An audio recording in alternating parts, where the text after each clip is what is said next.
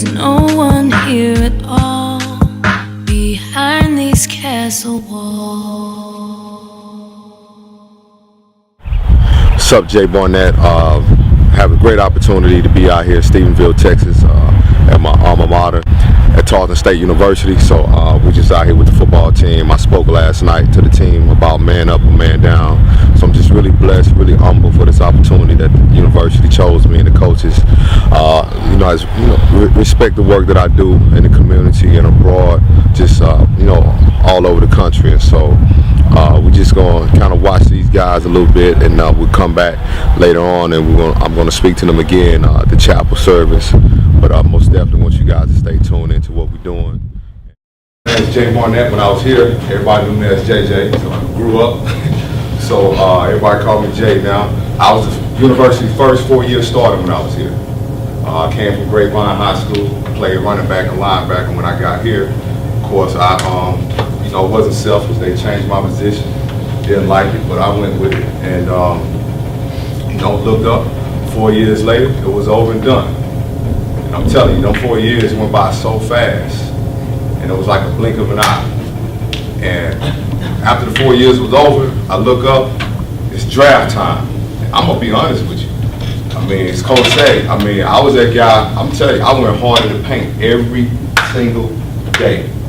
The number one thing, guys, is when guys come out, and this is what I had a problem with, is physically you're ready, but mentally you're not.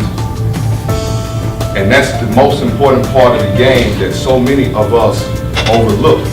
It's the mental capacity. And I'm gonna tell you, I'm gonna be honest with you, I was not prepared for the league. That's why my career was I was not prepared. Wasn't because I couldn't physically do it. Worked out for the Cowboys, worked out for the Eagles. My cousin Fred Barnett played for the Eagles for a long time. Tim Barnett played for the Chiefs. My uncle played USFL. I come from just a family, man, of just athletes. So it was already in me to, listen, man, you gotta carry this torch. Boom, there it is. Does not. It's taken me almost 7 years to recover from suicide. 7 years. 7 years. 7 years. I stand before you now, blessed, full of life. But it's taken me 7 years to recover, to regroup, to build my market, to build my brand, to build Jay Barnett as a speaker, to build Jay Barnett as this and as that. To do these movies and stuff with all these actors, Omar Gooding and all these type of people, reality shows. They didn't happen overnight. But I was doing films, acting for free. You gotta see what he's telling. What God's telling Rebecca is he told him to write the vision on the wall. He said, write on the wall. You gotta visualize. You gotta write whatever it is on the wall that you see. Whether that's you making a tackle, whether that's you making a catch, scoring a touchdown, making a block. You gotta see it. It starts vision. Most people focus too much on seeing with their physical eyes. You gotta see with those eyes behind their eyes. That's the eyes that nobody else has the ability to see but you. Because you know what your vision is, you know what you envision, you know what you feel, you gotta see it. So just as God is telling Rebecca to write his vision now, today you gotta visualize yourself making a play. You gotta visualize yourself getting off the ball. You gotta see it. And when you see it before it happens, when it happens, your body is already in tune because why? You already saw it. You saw it before it happened. But you gotta keep moving. But as you still pushing, this is life throwing itself at you. But Josh got in his mind that I wrote down on the wall my vision, and I got to make it. And if you continue to keep driving and keep pushing, eventually you're gonna come through. And you're gonna come through. And when you come through, now he's sitting down because why? That was his vision. And when you can grab hold of that, guy, you can never be defeated in life. Physically, the scoreboard may say you lost, but you're not defeated. Because the loss is not means you're defeated. When you're defeated, that means what? You give it up. When you lost, that means, hey, here's what it is. Didn't work out for us today, but we'll come back next week. So today, today, you go in, you're not defeated here. You wrote it down, you saw it, you visualized it. So right now, you're undefeated because why? Your power lies not in just your abilities, lies here.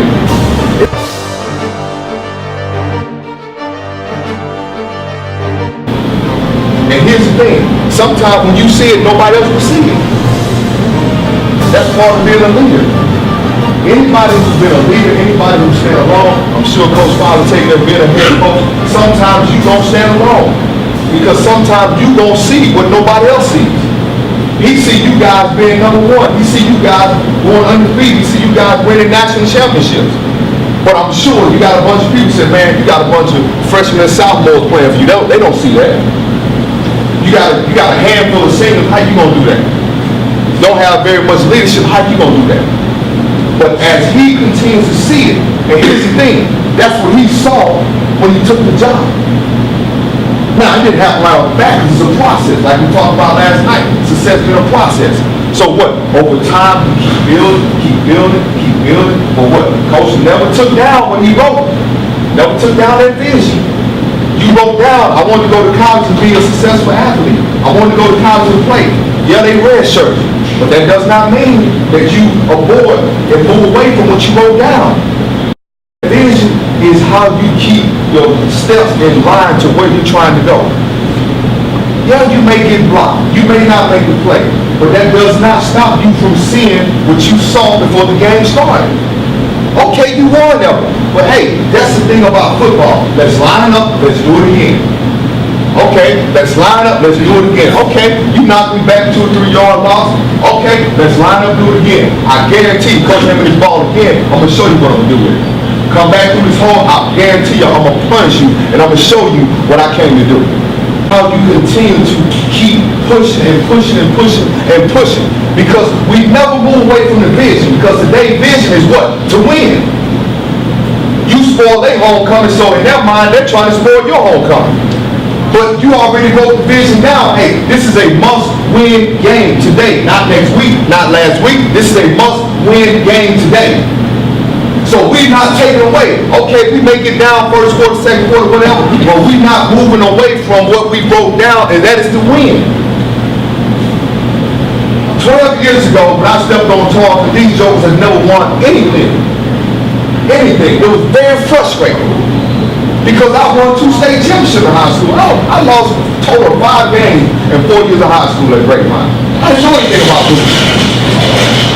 So when we came here, I never stepped away. I said, listen, man, you guys recruited me and all these other guys to come here and change this program to win. We didn't move away from that vision. It took us a whole year. First year we went 6-5. Next year we went 11-3. First conference championship ring right here. First one. Times have changed around here. All right, man. What you play? Tight end? Nah. All right, man. Where you from, man? Dallas. What school is that? Tarleton. Okay, yeah. Know what it is.